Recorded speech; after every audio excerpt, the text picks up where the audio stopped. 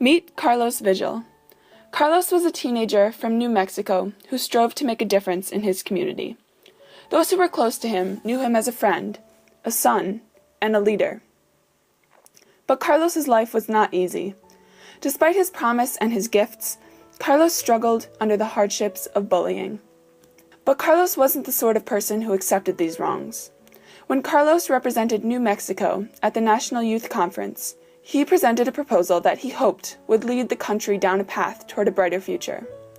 He wrote, "Although many Americans don't view bullying as a prominent danger, it is. Bullying has become a problem in today's society that needs immediate action to save and protect the youth across the nation." Mere weeks after presenting his proposal to combat bullying, Carlos took his own life. Rather than dwell on his death, we need to focus on the impact of his life. Because Carlos had a vision.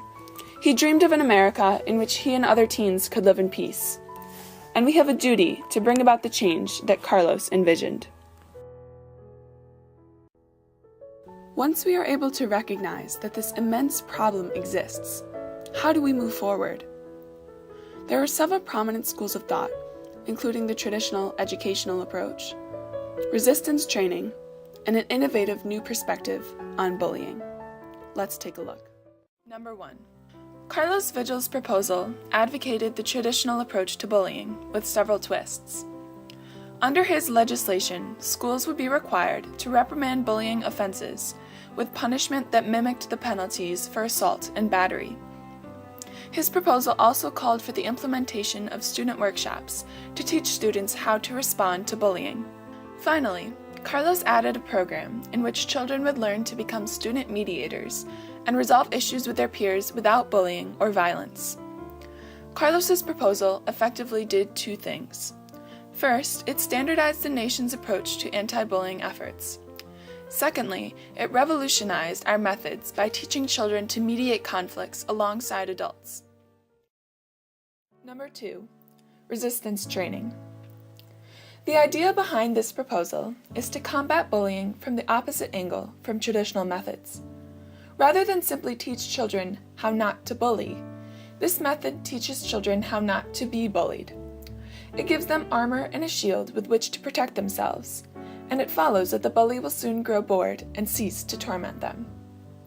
Jack Ellis, a student from Minnesota, created a proposal that would accomplish just this.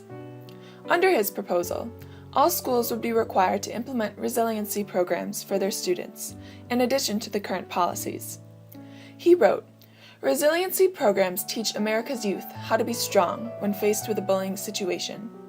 Young people must learn to negotiate their own needs and advocate for themselves in a mature manner." This is an alternative method that Congress could use in conjunction with existing programs. Number 3. Not all changes have to do with legislation. We can gain incredible headway by adopting new attitudes toward bullying. This is what Rachel's Challenge attempts to do. This organization was founded from the philosophies of Rachel Joy Scott, a teenager who was killed in the 1999 Columbine shootings. The idea behind this program is to approach bullying not with legislation or punishment or resistance, but with kindness. Rachel's Challenge teaches students how to embody Martin Luther King Jr.'s quotation, "Darkness cannot drive out darkness. Only light can do that. Hate cannot drive out hate. Only love can do that." It's time to face the immense bullying problem in America, whether we approach the situation with punishment, resistance, or understanding. It's time to take action on local, state, and national levels. It's time to protect our children so they can grow up without the fears of harassment or torment. It's time to rewrite bullying in America.